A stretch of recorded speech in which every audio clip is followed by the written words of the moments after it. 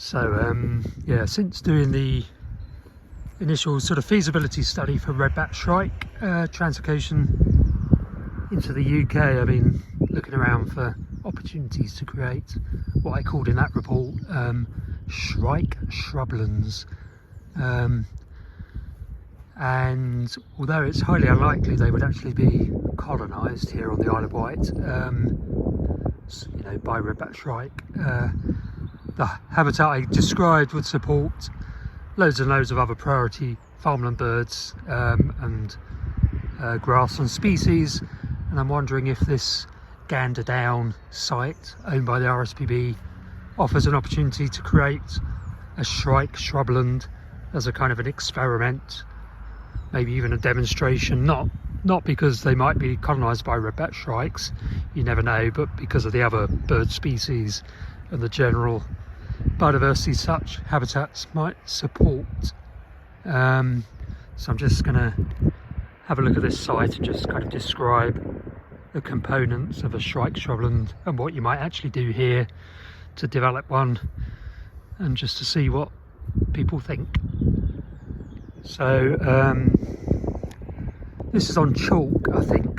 You've kind of got Culver Cliff just over there, in this area kind of is the lower kind of slopes of the chalk outcrop at Culver Cliff. So I assume this is chalky soil here.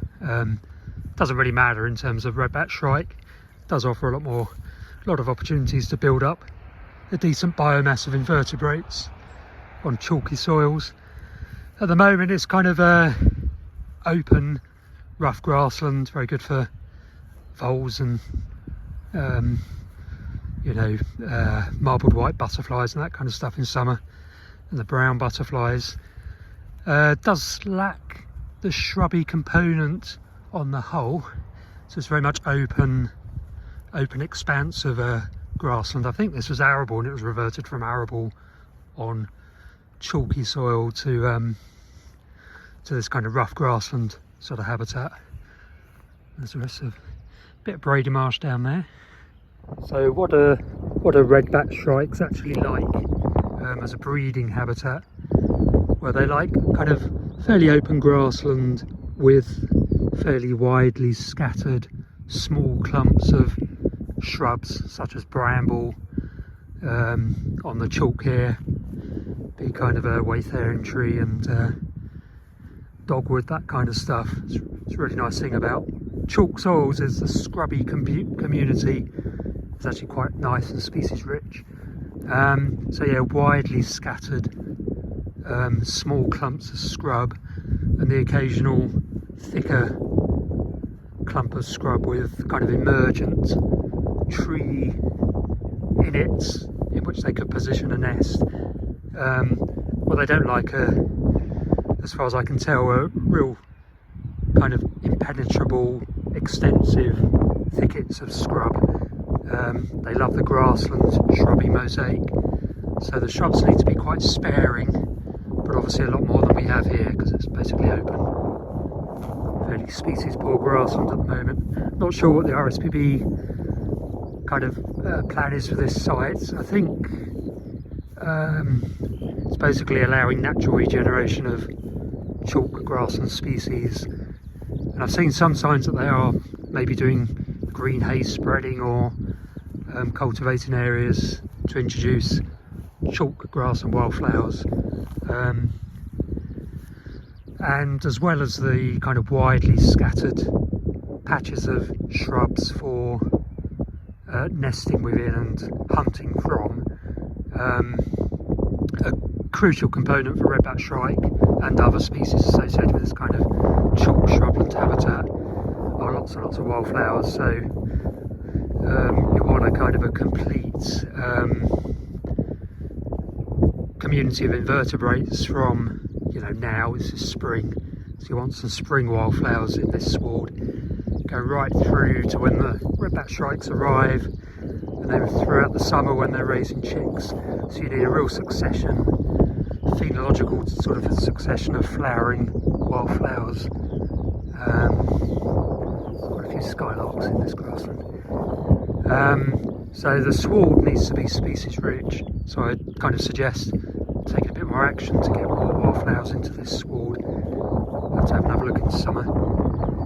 Red-backed Shrikes need clean dung because they do have an inordinate fondness for beetles, particularly beetles associated with cattle dung, but it has to be clean cattle dung. So I'm pretty sure this isn't, pretty sure that's got ivermectins in it, but I don't know. Can't see any sign of invertebrates, but it is winter, or it's March, mid-March. Yeah, so very light cattle grazing would be perfect.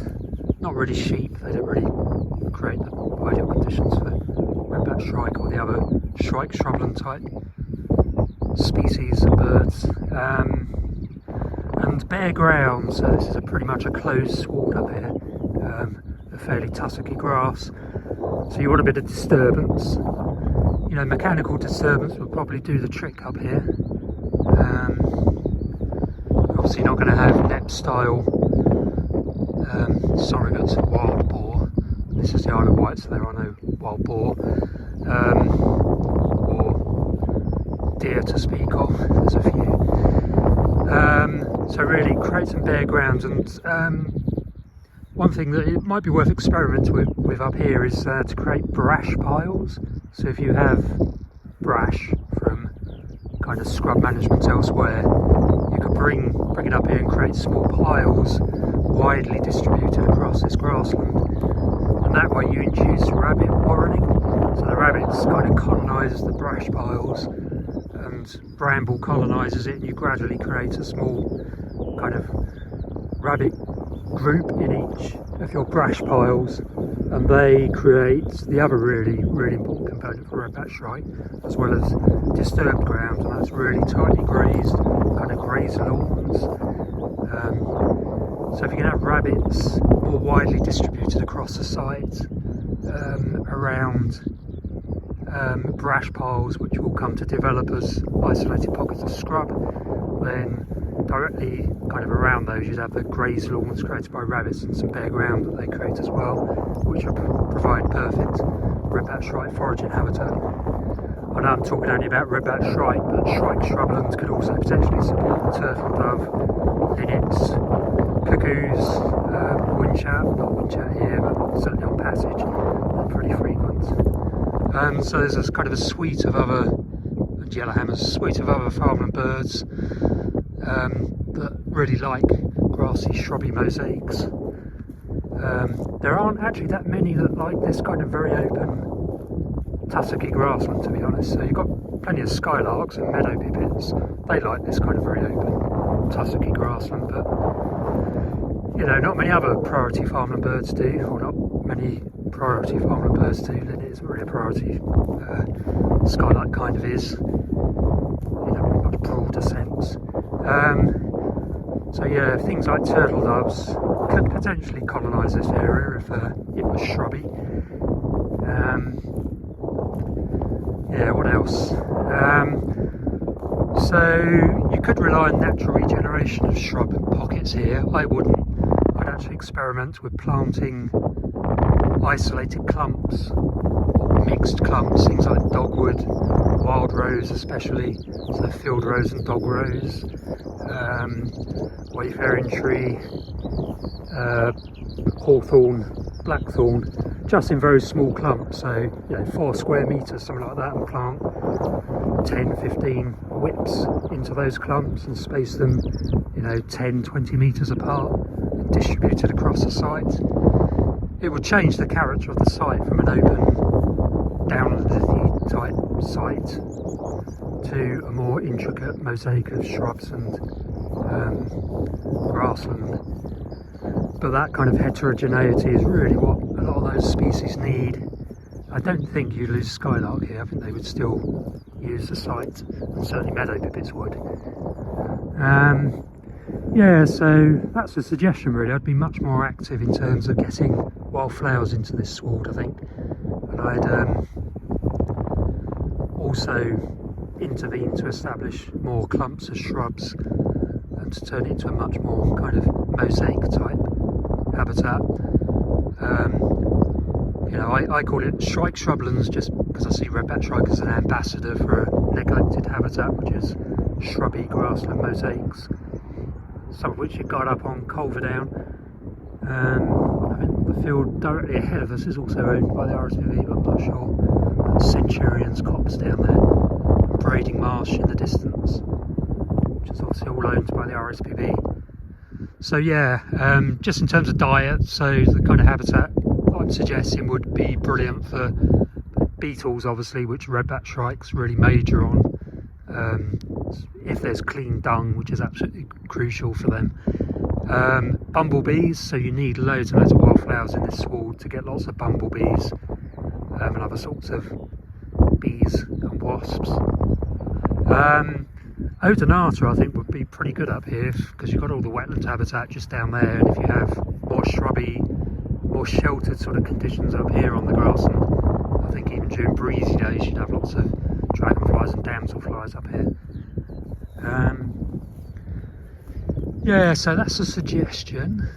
Maybe completely inappropriate. I'm not sure what the plans are for this site, but it's gradually, biodiversity is gradually building up here, so it's good as it is, but it might make a good site to create a Shrike Shrubland. So that's a suggestion.